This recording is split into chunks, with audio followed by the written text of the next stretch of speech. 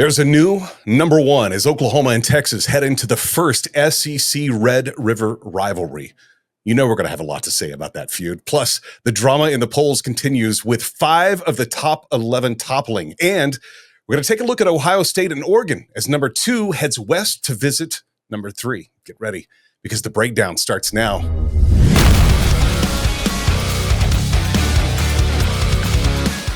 Welcome to the midweek college football breakdown with the 3 best friends that anyone could have. I'm your host, the AntMan, alongside Brandon Stevens and Dalton Miller, ready for rivalry like no other. Oklahoma crossing the Red River to grace the field at the hallowed Cotton Bowl at the Texas State Fair in Dallas, where it's actually been played every year since 1929, this being the 125th meeting this weekend. But there's a lot to get to before we dive into that. And I want to start with 3 words, guys. Bama goes down. No one I know had Vandy beating Bama on their bingo card this year. It's the first time that Vanderbilt has ever beaten a top 5 team. How historic is this victory for Vanderbilt, Dalton? I was joking with some friends this week that Vanderbilt doesn't need to play another football game ever again. I mean, when's the last time that goalposts walked down the streets of Nashville into the river? Like, what a historic night for college football. One that I absolutely loved. And I wanted to ask you guys, did you catch Lane Kiffin's press conference after they had beaten South Carolina? Did either of you guys see that? Is that when he started talking about Alabama? Yeah, they're asking him questions about their wins, about South Carolina. And he's like, how many timeouts does Alabama have? Like, he's just like so locked into what's going on. It was the funniest thing ever. But, I think that Alabama overlooked Vandy in a lot of ways. I think that it's hilarious that Vanderbilt played Nick Saban's clip, which is so funny because I literally just said the same thing last week, that you don't lose to Vanderbilt. Yep. Nick Saban, Alabama, guy, greatest coach of all time, even said himself that that's the easiest place to play in the SEC. Like, you don't lose at Vanderbilt. And here we are. I got to give Tim Beck credit, offensive coordinator for Vanderbilt, knows that he has nothing to lose. 4th and 1, what do? You throw a 40-something yard pass to the end zone on 4th and 1. Bama had no idea it was coming. When it looked like, as I'm getting text updates, I'm watching other games, I'm getting text updates, and I'm flipping back and forth between that game. It's like, Alabama's surely going to find a way to win this game. Surely Alabama's going to win this game. Next thing you know, they're not. What a night for college football. And Alabama is in... I just don't know how you go from beating Georgia the way you did to dropping to Vanderbilt. Absolutely. Yeah, it's so lopsided for Bama from last week, Brandon. What do you think the culprit was in this game compared especially to the previous weekend's games? Oh, third down conversions on this game was ridiculous. I mean, Vandy dominated time of possession, 42 minutes and 8 seconds to 17 minutes and 52 seconds. They were 12 for 18 on third down conversions, and Bama was only 3 for 6 on third down conversions. Both teams were 1 for 1 on fourth down conversions, but I mean, the culprit was Bama's defense couldn't get off the field on third down. And I'll tell you what, I mean, Diego Pavia, the quarterback for Vanderbilt, I mean, he's played 2 years at a junior college. We're not doing the quote here, are we? We're not allowed to play that I don't think, right? No, probably not going to play his post-game interview. Okay, just making on sure. The sideline. Yeah. But go find it on the Pat McAfee show. Their reaction to it was great. There you go. I mean, Diego Pavia was really good in this game. Right. I mean, he was 16 for 20 passing the ball, and he is not a passing quarterback. I mean, he's a running quarterback, but he was 16 for 20 for 252 yards and 2 touchdowns. On the flip side, Jaden Milroe was 18 for 24. He threw for 310 yards, 1 touchdown, but that touchdown gets completely negated with the pick 6 early in that game. Diego Pavia and that Vanderbilt offense and that offensive coaching staff was ready for this game. I don't know if they just looked at what Georgia did to get back in that game the week before, or I don't know. I mean, and just use that for their whole strategy. Yeah, their offensive game plan was great. And Diego Pavia, he's a little dude. He's not a big guy. He's a little guy, but he made some massive plays. Solid throws, on point when it was time. I mean, dude only completed 4 passes out of 20. I mean, he was 80% completion ratio on the night. The difference was third down conversions. It's shocking to me because Bama's defense only gave up 80 yards rushing to Georgia, who we all consider to be a much more physical defense than Vanderbilt coming into this game. I mean, I don't think there's anybody in the country that would have argued that. They gave up 166 yards on the ground to Vanderbilt, and Bama only had 84 yards on the ground. You know, we said it the week before going into the Georgia-Alabama game. I said it, and then I felt very vindicated when Nick Saban said it on College Game Day. Whoever runs the ball best is going to win this game. Yeah. And that's what happened again. And it's crazy. I know defense wins championships. For Bama to only get to 6 third downs and only convert half of those, Vanderbilt was just ready for this game. They had a feeling that Georgia was overlooking them.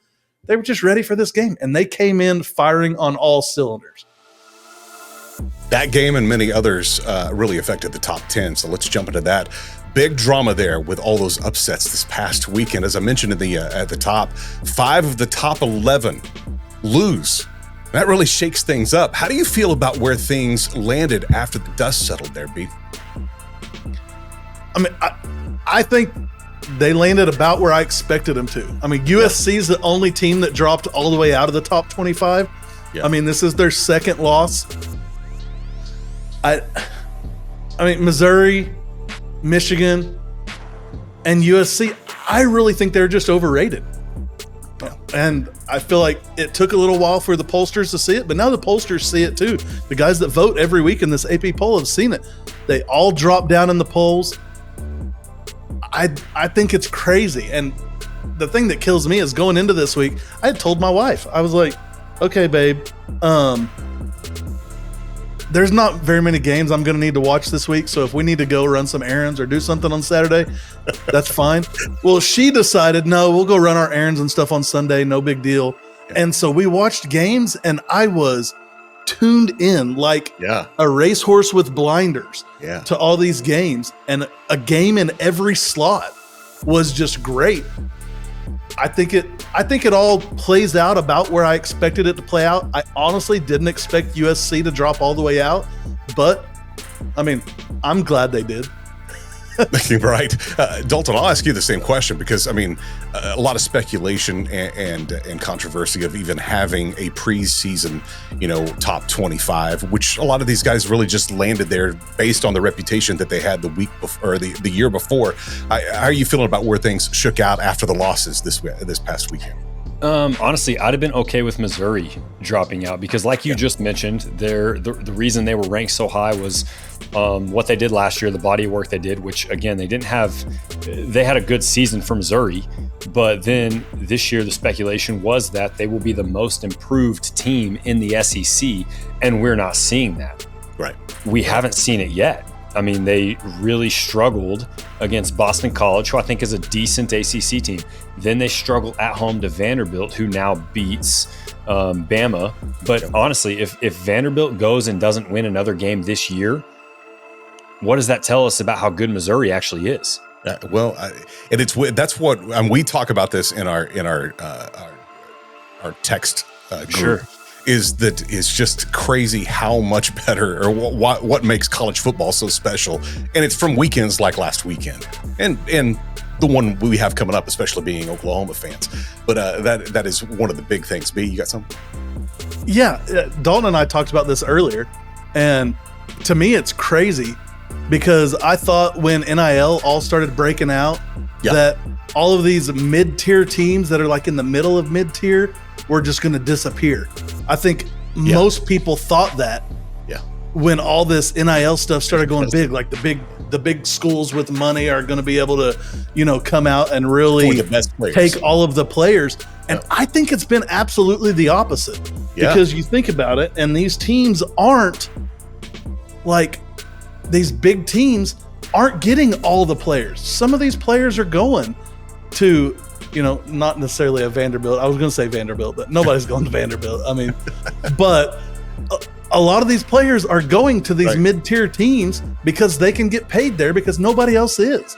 At some point, the NIL, and they're already talking about it, there's going to be a salary cap probably as soon as next year.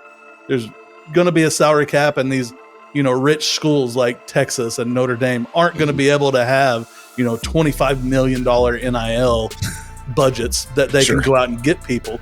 So they're going to throw this out, and I think it's going to even make it more spread out amongst all the teams. I mean, we didn't think it was going to be a good week, but 5 of the top 11 teams sure did. Hadn't seen that happen in a while. We thought this week was going to be the good week. Yeah, and going into the season. And still could be. We'll get to that coming up here in just a little bit. I want to ask you guys a question, though. There's one team that's really hovered around that number 25 spot for most of the season so far. But after their victory over Mizzou on Saturday, Texas A&M now sits at number 15 nationally and number 1 in the SEC. Has this Aggie team been overlooked, Dalton? No, they're number 1 because they've played more conference games in the SEC than anybody yet. I mean, absolutely they're not overlooked. Again, Missouri is overrated. Great win. Great win. You dominated the football game over Missouri. But for me, I still need to continue to see a body of work done for Texas A&M.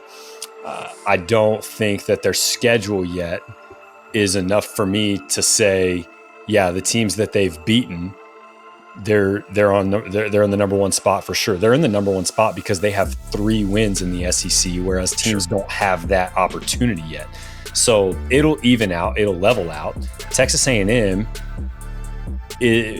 Mike Elko was 7-5 a year ago at Duke, and I think that it takes a little bit longer to build than that. I don't think you're going to come in and dominate the SEC in your first year as a coach when you struggled to win in the ACC. So I think that they've got some good things going. I mean, I really do think that Colin Klein is a good offensive coordinator.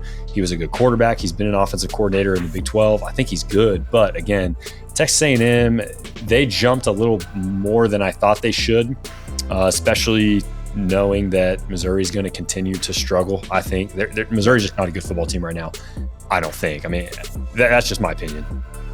Well, the experts say that A&M has the 3rd easiest schedule after the Missouri game. So there's a chance they could go 10-1 going into their game with Texas at the end of the season. We'll have to wait and see on that. Miami traveled all the way across the United States this past weekend to play at 9 p.m. Central, 10 p.m. Eastern.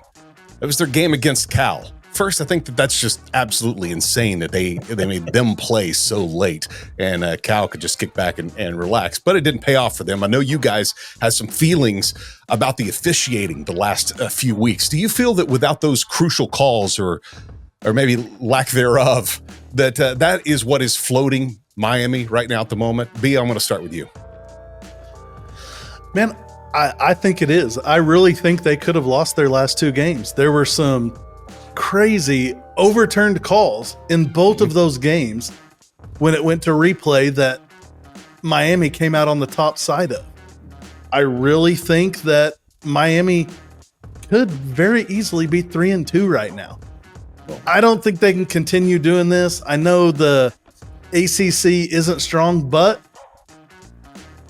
the ACC in my mind is really pushing Miami to be able to get into the playoff and be hopefully one of those undefeated teams that gets a bye in the first round of the playoffs. I just think that the calls are giving them a distinct advantage is what it feels like. So I know we've seen that, many times when we were in the Big 12 where we thought like Texas was getting all the calls or, and felt like it a lot. Things were going one way or another. and this is probably just the fan in me talking, but I never really felt like OU was getting all the calls. I always felt like OU was getting screwed out of those calls. Yeah. But I think the ACC is just really pushing Miami, and I think they're in those refs' ears. I really feel like they are. What about you, Dalton? What are you thinking, man? Man, I think the biggest issue with me this week was the overturned targeting call. Yeah. By definition, clear targeting. Crown of the helmet to the quarterback's head. Called on the field, overturned after replay. The broadcasters actually said how ridiculous it was. Not that he did it on purpose, but that it's a clear targeting. And regardless of blowing a 28-point lead or not, it makes no sense to me because that was the game right there. I mean, Cal holds on to win. You get the first down. You get the penalty. He's ejected. We've all seen the clip. I sent the clip here. Everybody listening, if you haven't seen the clip, it's there. Like 100% targeting. No question about it. How does it get overturned after replay? I don't have an answer. And that would have been a first down and giving Cal the opportunity to essentially run the clock out, right? Correct. Right. So that game would have been over. Back. Yeah. It gave Miami the ball back because they had to punt after that, and Miami ends up winning the game. Yeah. I think that they're fighting even more so for a playoff spot. I still think that they are trying to keep Cam Ward's opportunity for Heisman up, and he's still the top Heisman for me, especially after this week. I know Ashton Jonty is at the top of the leaderboard right now for Boise State. Dude's an incredible running back, but at the end of the day, if Miami can run the table in the ACC and get to the playoffs, Cam Ward is probably going to be, it's going to be neck and neck if he continues to put this body of work in. Already thrown for over 2,000 yards this season. He's ridiculous. 20 touchdowns, only 5 interceptions. He is good. He makes incredible plays. I know Cam Ward is a quarterback, and the Heisman has essentially become a quarterback award. And I know Boise doesn't really play anybody, but Ashton Jeanty has a chance to beat Barry Sanders' record if he keeps this up. Wow. He's averaging a crazy amount of rushing yards a game. He has an opportunity to beat the record for averaging the most rushing yards per game throughout a season. And I still think Travis Hunter is probably right there. If Colorado can win the majority of their games, I think Travis Hunter probably wins it, in my opinion. And that's not a quarterback, obviously. I said it was a quarterback award, but it's not a quarterback, obviously. But it's a guy that plays every offensive and defensive snap. And he is crazy successful on both sides of the ball and just dominant when he's out there. So keep an eye on Ashton Jeanty if you have not been paying attention to him. Boise State running back. He is going off this year and has a chance to average the most yards per game in NCAA history. That's funny. You brought him up when just casually in our Heisman talk on last week's episode, and he proved himself in the week, even more in the week since then. Yeah, he's crazy. I mean, he's a freak on the ground.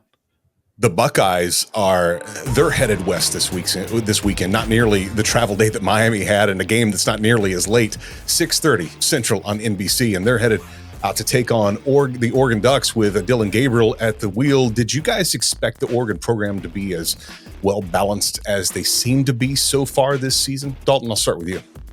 I think so. I think, especially on the offensive side of the ball, you got a guy like Dylan Gabriel who can both, pass and run. I think offensively, you're going to experience a balanced offense. I think the thing that we talked about, even in these podcasts, 3 weeks ago, 4 weeks ago, is why is Oregon not scoring the ball? I think that they're slowly beginning to figure some things out. Scoring 31 against Michigan State, 34 against UCLA, 49 against Oregon State. Even in that win over Boise State, they did put up 37 points. Dylan Gabriel, I mentioned it last week, he still has a chance to continue to climb the board a little bit here as the season goes on, and this is a huge game for him as far as Heisman goes. If you can find a way to throw for 250 yards, rush for, 50 to 70 yards and a touchdown and get a win against an Ohio State team, you're really going to start to climb as far as people's thoughts on, is Dillon Gabriel a Heisman candidate? I think defensively, this is also a big week for them. We know that Dan Lanning's a defensive guy. He ran the defense at Oregon when they won a national title. Will Howard has been playing really well for Ohio State, which is crazy to transfer from K-State to Ohio State and just dominate the way he has. I mean, he's played really good football. I don't know which schedule necessarily prevails a little bit more. I think this will be the first big test for Ohio State, in my opinion. Oregon is probably going to be a little bit more prepared as far as they get the home game. They're going to understand what their atmosphere, their environment, everything's looking like. I don't know when the last time Ohio State was ever up at Oregon, but we know what that's like. It's never good. It's never fair. I mean, geez. So I don't know. I mean, I think that you're going to see a good football game. Obviously, it's a 3-point favor right now to Ohio State, I believe it is. But at home, how do you bet against Dillon Gabriel? And I mean, Dan Lanning's won big games in Oregon. He's found ways to do that. He gets his team motivated for these big games. I think you're going to see a balanced attack, and I think that Dan Lanning's defense is going to end up being the difference in this game. Oregon played on Friday last week, and so I got to add a decent hour, and so I got to catch a little bit of that game. It was cool to see. It was a little weird to see Dillon Gabriel in a different uniform, but it cool to see him succeed there. And it did feel, I was expecting just to be one-sided, just to be air attack and not have any defense, but to see how balanced they are, that was pretty impressive. If you're not ready for this weekend yet, we're about to get you ready. Unless you live here, you don't know the meaning of the word champion.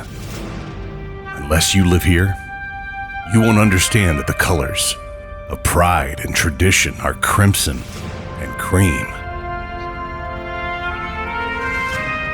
Unless you live here, you haven't felt the thunder as nearly 90,000 fanatical hearts beat as one.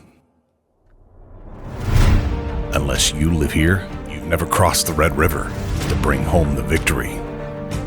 Unless you live here, you'll never appreciate the satisfaction of embarrassing half a cotton bowl full of burnt orange, two-fingered Texans as you wipe your feet on their national title hopes. This is Oklahoma. And from Guyman to Idabel, Hollis to Miami, we have a message for you, Texas.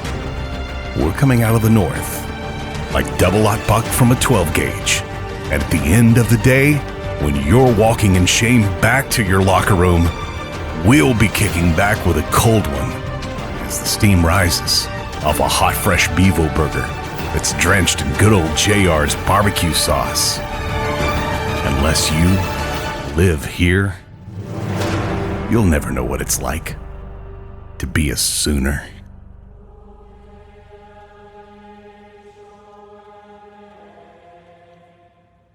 What's the saying that if that doesn't light your fire, then your wood's wet? Welcome to the most fun, trash talking, chip stirring, I said chip, hell raising week in college football, at least for Sooners and Longhorn fans alike. This Saturday, the Red River Rivalry. No doubt, always a big game for both schools as well as for college football as a whole. But is it bigger for anyone else than Brent Venables? This game can be career-defining, or in some cases, career-changing. Would you agree, B? Man, I mean, I don't think he's going anywhere, win, lose, or draw. But here's the deal for me. I mean, he initiated the comeback last year, a little bit over a minute left. We got the ball back. Dillon Gabriel moves down the field with the offense. A couple of great passes. One incomplete pass on the drive, and that was a long ball down the left sideline. I don't think after that win, I don't think this changes much for him. If we were healthy and we were confident that our offensive line was going to hold up in this game and that we were going to have some kind of a running game, and we had proven that already this year, I think maybe. But I don't think this changes anything for him. A win would be huge. I don't think a loss hurts his career at Oklahoma as far as having a job. Sure. After some false reports and some humorous memes stating that he was out, it looks like Quinn Ewers will actually be back for Saturday's game. Does that change anything for the UT offense attack, Dalton? I don't think so. I think that the more I've thought about it and just moving forward, Sark was probably going to go with Quinn Ewers regardless in this game. Ewers is 58 for 79 on the year, 691 passing yards. He's got 8 touchdowns, only 2 interceptions. He's completing 73% of his passes. And even though in some ways, his stats and Arch Manning's stats are almost identical. Arch Manning has a better QBR. He's got a little bit more passing yards. I think the difference is going to come down to, for them at their quarterback position, the experience.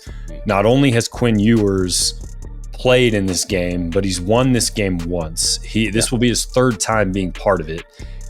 And I think he will know a lot more than Arch Manning what this game means to both sides. Mm-hmm. And having that experience, leading your team out the tunnel, leading your team onto the field, especially if OU were to win the toss, you throw Arch Manning out. If I'm Brent Venables and Zach Alley, I am absolutely going right at Arch Manning. I don't care. I'm making sure he gets hit the very first or second play of the game. And I want the same thing for Quinn Ewers. Don't get me wrong. Mindset should not change, but you play him differently. I don't think you play him differently, but it messes with him mentally. Yeah, it messes with Arch mentally. But that's my thing for Sark is I think he's going to know Quinn Ewers is going to be more mentally prepared for this type of game.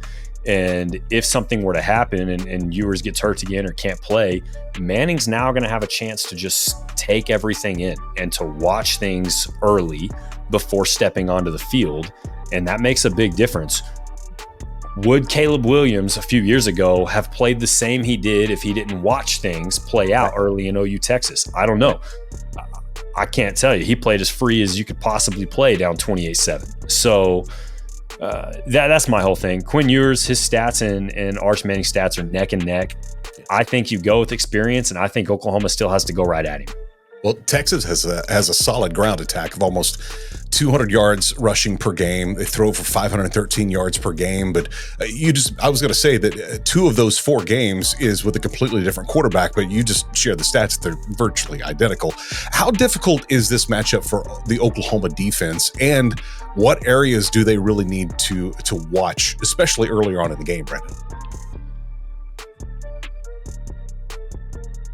It depends to me on who starts at quarterback. I think you do play it a little bit differently because I think Quinn Ewers is much less mobile than Arch Manning. I think if you're rushing, you have to rush. You have to rush in your lanes if Arch Manning's on the field. If you don't, you can get pressure in Quinn Ewers if you end up going out wide and have to come in from the back. And I would rather Quinn Ewers play because we've seen the Oklahoma defense last year, our ability to rattle Quinn Ewers a little bit. I don't think you play it a whole lot different. You gotta stop the run. First of all, you have to stop the run. Yeah. And if you can stop the run and make them beat you with their arms, I'm confident that we can get a turnover or 2 out of Quinn Ewers. We've seen that happen. Even when he's been at his best. We haven't really seen that against us with Arch Manning yet. And there's something about him. He's got that blood. He's got those genes, 2 of the probably top 10, 15 quarterbacks of all time. And I would say Peyton is, way ahead of that. I'd put him in the top 3 or 5 all time.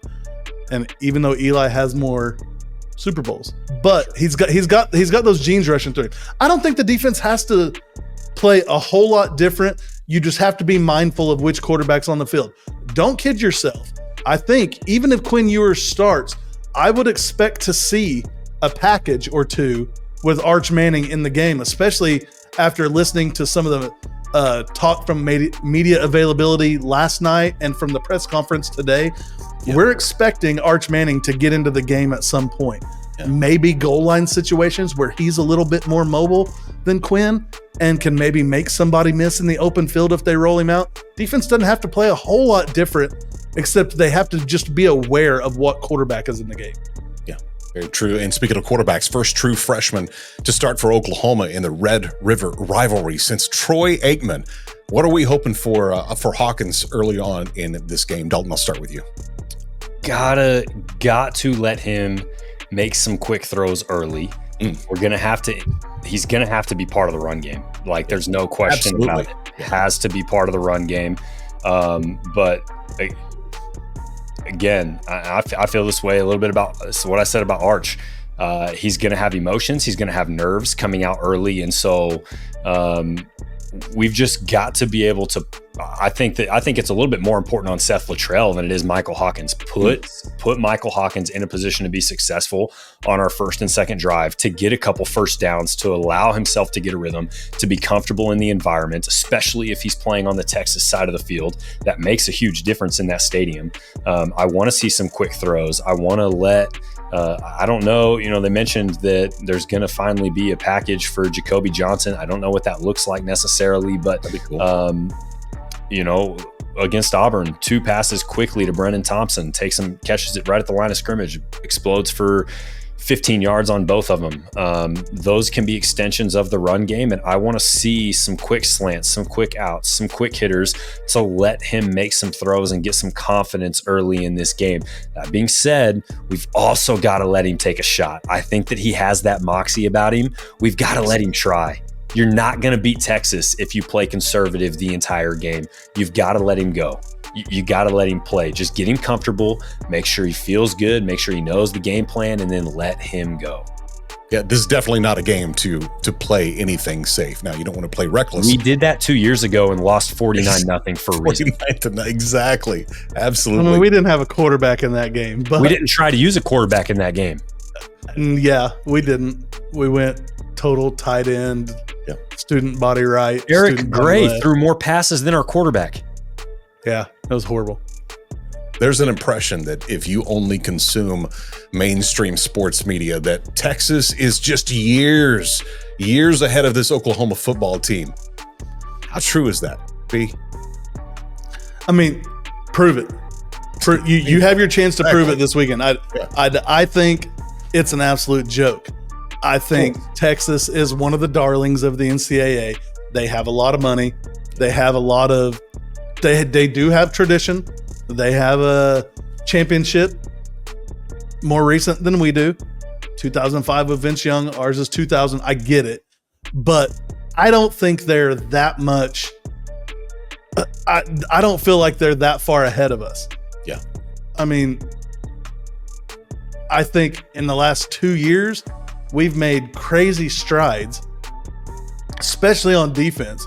I mean, you guys both remember the time at Oklahoma where the defense was just awful. Oh, yeah. And we had to score, 42, 49, 63 points a game to win, right? And we thought, we're never going to have a defense that's going to be able to keep up with our offense. Well, the tide has changed, and we've all said it and we've all heard it for years and years. Defense wins championships.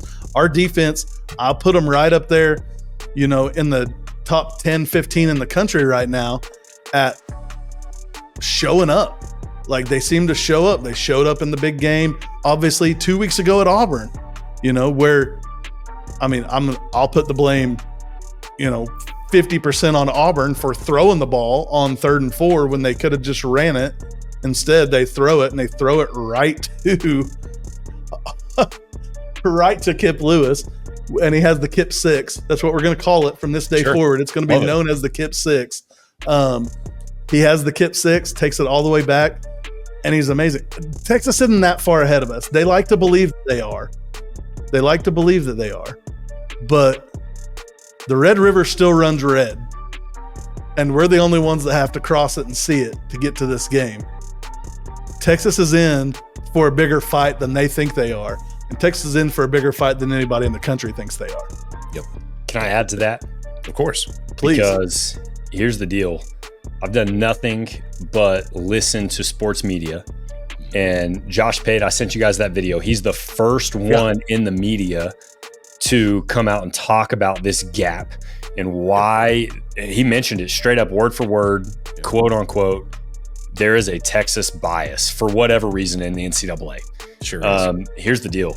Tennessee averages more points per game and more yards per game than Texas does. And Oklahoma held them to half of what they average and only 345 total yards in their game in Norman.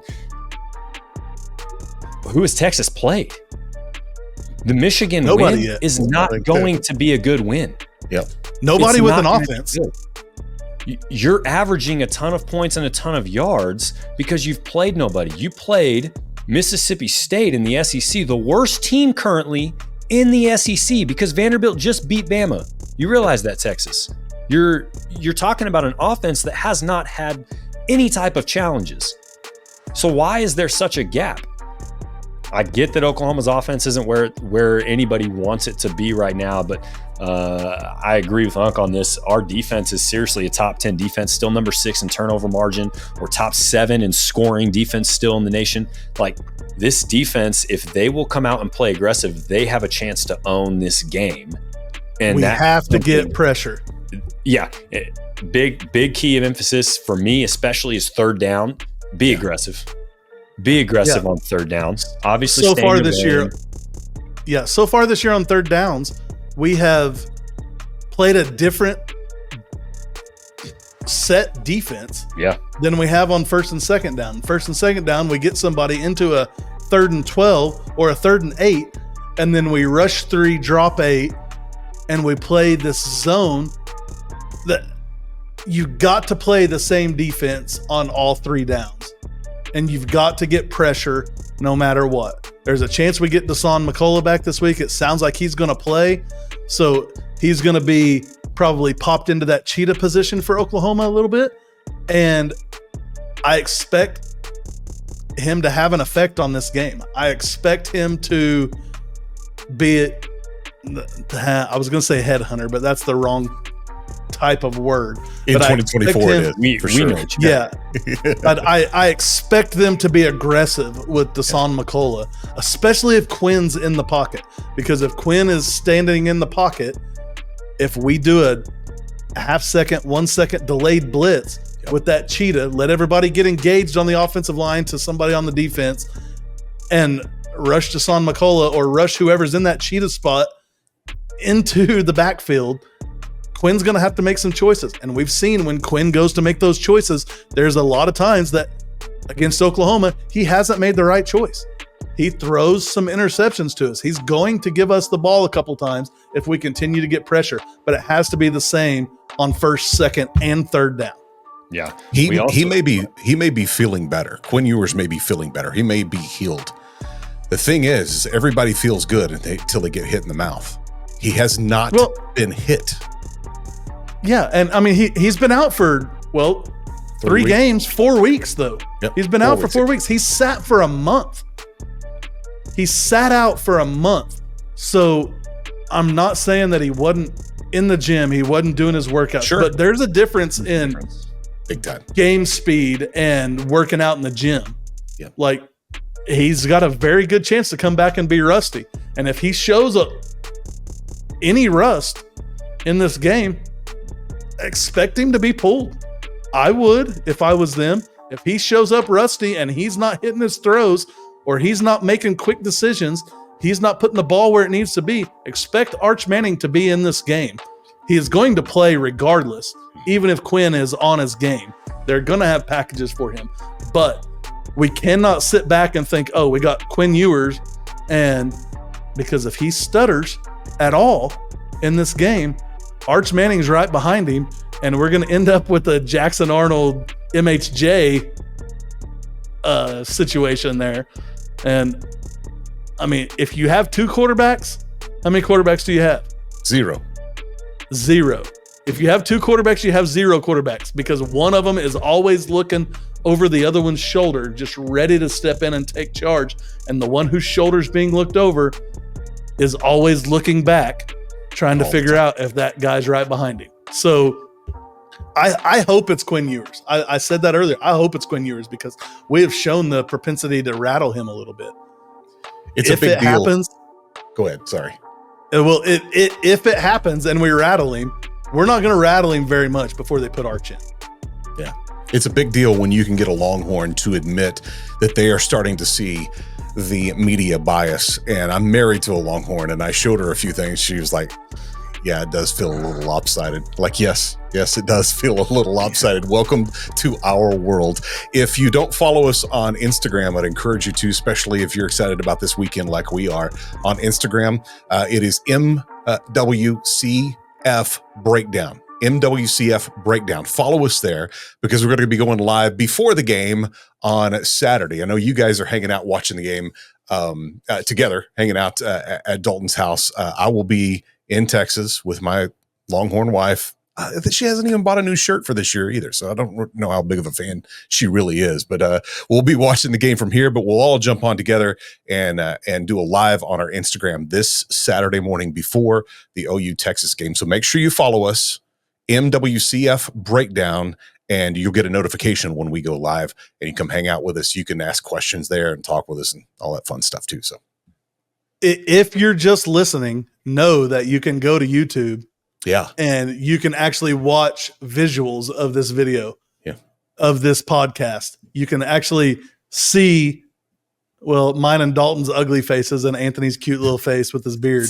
But you can actually see us, and you can actually watch us during this podcast and not just listen to us. I know there's a lot of listening opportunities with all the different podcasts, but some of these podcasts actually have the videos. And YouTube, we have a YouTube channel. It's the same. MWCF Breakdown. Yeah. But go find us on YouTube. Breakdown. Yep, you got it. Yeah, subscribe, get the notifications whenever we post something new. You're going to watch us, you're going to listen to us, but if you're just listening, just know that you can go and watch the video too. You can. Looking at last week's picks, you guys had one win each, and it just happened to be the exact same game. You both picked Clemson to cover against FSU. So, B, you're still in the lead. You're now 16. Dalton, you're at 14. And jump over to the picks for this week. What will change this week? Let's find out. I'll turn it over to you guys. What you got? Well, I went first last week, and Dalton obviously just followed suit on my master lock. So it's actually Dalton's week to go first. All right. He just didn't want to be down by 4. Yeah. Coming into this week, he decided he would still only be down by 2, and he'd pick the same team as me. I've got a friend who is a Florida State fan who can cover for me, because it was last Sunday when I picked Clemson to cover whatever the spread's going to be, because Florida State sucks. So yeah, I think that's a fake friend that you just made up on like Twitter or something. It's not a fake friend. So dude, how do you have a friend that's a Florida State fan? First of all, that's random. She works with me. She went to college at Florida State. She's a okay. Oh, so she's a co-worker. She's not a friend. Oh, we're friends. All right. Well, we're gonna have a talk this weekend when I'm there about choosing friends wisely. Okay. Man, all right, you're first. Go ahead. I'm gonna get into it. I'm crossing the river, baby. I am first pick. Couldn't not do it. We've talked about it. I don't think the gap is as big as everybody thinks it is. I really believe in this defense. I think that the defense is something that can really give Michael Hawkins a boost and this offense a boost. Texas currently favored by 14. We expect to see Quinn Ewers. Honestly, I don't think it matters necessarily as far as stats go if you're looking at that, because both him and Arch Manning have the same stats, but our defensive stats are really good this year. Didn't show up as well against Auburn, still got the pick 6 to help, seal that win. Give me Oklahoma to cover the 14 in the Red River Rivalry. All right. Well, this one's going to have a little bit of Texas flair to it. I'm not picking the OU Texas game because I've bet on OU one time when I happened to be in Vegas for a Big 12 championship. We marched right down the field and scored 7-0 against Kansas State. And then after that, we lost 35-0. And so I lost my $10 bet on that game. And so I'll never, I shouldn't say never, but in big games, I don't pick that OU game. So I'm going to Champaign, Illinois, Memorial Stadium. The Purdue Boilermakers are coming in to play Illinois. Illinois lost last week to Penn State 21-7, but they're 4-1, 1-1 in the Big Ten. Purdue's just bad. Purdue's lost their last 4. They've lost to Wisconsin, Nebraska, Oregon State, Notre Dame. Only team they beat, I don't even know who that is. It's some nobody, obviously, but they're 1-4 coming in. Purdue, Luke Altmaier, quarterback at Purdue, is 91 for 130 on the season, 1,047 yards, 11 touchdowns, only 1 pick. Hudson Card, here's my Texas flair. Hudson Card, former quarterback at Texas, got tired of sitting behind Quinn Ewers. Knew Quinn was the deal at Texas for a while. Transferred to Purdue, is the quarterback at the Boilermakers, and he is thrown for 738 yards, 7 touchdowns, and 4 interceptions on the year. Illinois is a big favorite in this game. They're a 19.5-point favorite, but I think Illinois bounces back after their loss to Penn State last week. I think Illinois covers the 19.5 against Purdue at home. Okay. I mean, I like it because we're picking different games. Yeah. I hope that stays the same. I am going to follow Hot Toddy down to Baton Rouge. The Ole Miss Rebels did exactly what I thought they would do last week against South Carolina. That was a must-need win. They got back on track. Jackson Dart threw for 285 yards. They threw 3 touchdowns on the ground for 140 team rushing yards. They're 4-1, but still a top 10 team. LSU, with their one loss coming to USC, which, again, not going to look like a great loss eventually. I'm not a big Brian Kelly fan. I don't think that LSU is a great football team. I think they may be a little overrated. So give me Ole Miss to cover the 3.5 on the road at LSU. All right. Well, I'm taking my second pick to Acrisure Stadium in Pittsburgh. You got Cal coming into town off of Cal's big loss, where I feel like they got screwed. I think, Dalton, you feel like they got screwed as well last week against Miami. And I think that's just going to be deflating for them. Pitt is 5-0 on the year. They haven't really played anybody. North Carolina, West Virginia, Youngstown State, Cincinnati, Kent State. But Cal's lost their last 2. And Cal lost to Florida State 2 weeks ago, which is absolutely inexcusable because, Dalton, what is Florida State? Terrible football team. They're a terrible football team. Thank you, Charles Barkley. Pitt is favored by 3 in this game at home. I don't think there's any way Holstein at quarterback and the Pitt Panthers lose this game. Holstein's thrown for over 1,500 yards, 15 touchdowns on 3 interceptions on this game, or on the season. And they're just a better football team than Cal. I think Cal did everything they could last week. They were in the spotlight with game day being there, everything. I think Pitt wins this game by probably 10, 13 points. I'm going to take Pitt at home against Cal to cover the 3 points. Okay, I like that because, if I would have picked that game, I was definitely going to go opposite and take Cal to bounce back after their loss to Miami. So I like that because I'm confident that Cal's going to win that game, even though they're not one of my picks, and you're not going to get the point. You're not that confident if you didn't pick it. Oh, because I really like my master lock. Oh, okay. Well, let's see what I have. I have a weird feeling we're gonna have the same master lock again. But go ahead. I don't know. I mean, that's only if you're going to pick Oregon +3 over Ohio State. I'm playing for double the points here. Look, Dylan Gabriel's thrown for 1,449 yards, 11 touchdowns, only 3 picks on the season, right? They're averaging 35 points a game, which for a while that was much lower. So they're starting to score the ball again. I think that this offense is just going to end up being really good. 164 rushing yards per game. They have 458 total yards per game. If that smile is because you picked this as well, that's not my fault. I went first. All right. I went first. I could show you my card if you want to see it. Again, I think that there's a reason we picked Oregon. They had a slow start, but you and I both picked them for a reason early in the year. Yeah, they had a slow start, but it's a new quarterback. Everybody's learning each other.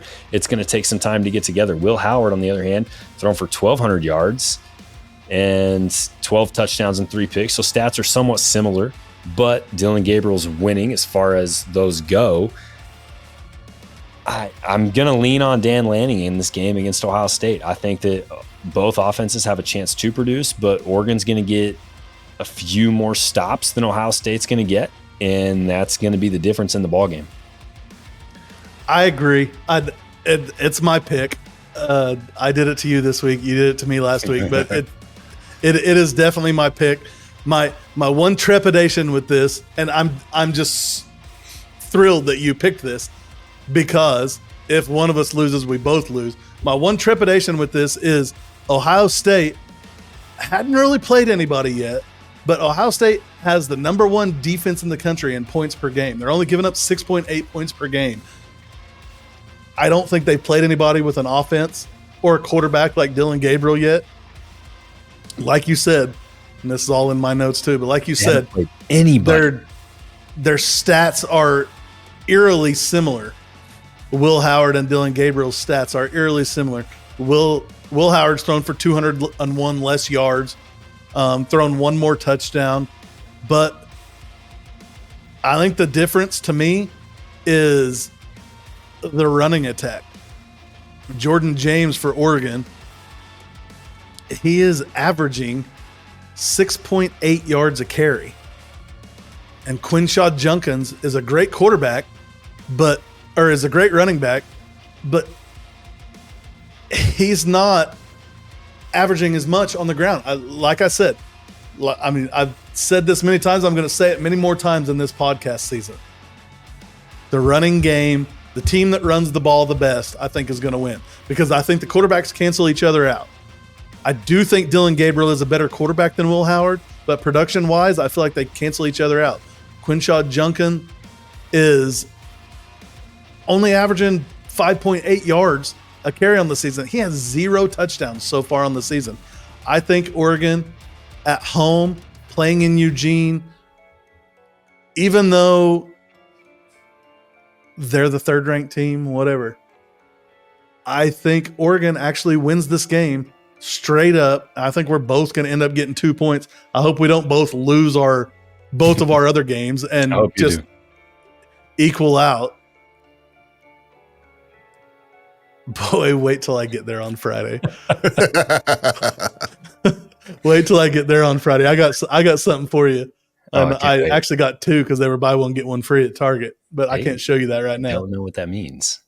Yeah, I'll show you what it means as soon as we're done with this. But I'm taking Oregon to win straight up and cover the points as well. Ohio State gave up 7 points to Iowa. Iowa does not score touchdowns. They score off safeties and field goal attempts. Their defense is not good. And they're about to find out. They're about to find out. Yeah. You're right. Well, there you go. There are the picks of the week. Don't forget, coming up on Saturday before Oklahoma and Texas play, we'll be live on Instagram sometime that morning. Make sure you follow us because you'll get an update when we do go live. Follow us at MWCF Breakdown, Midweek College Football Breakdown. You can just search that on Instagram too, and you'll find us. Hit follow, and we'll hang out on Saturday before the game. Should be a lot of fun. Looking forward to it, guys. Yes, sir. Yep. Horns down. Hey, you know what? We also have not heard any whining about the horns down signal because we're in the SEC, and I really appreciate that. It's not a penalty. It never was a penalty. Horns down all day long. Horns down. The river runs red, baby. Yes, sir. Guys, you know what they say, right? Man, the weekend is good. But the midweek is always better. And boom goes the dynamite.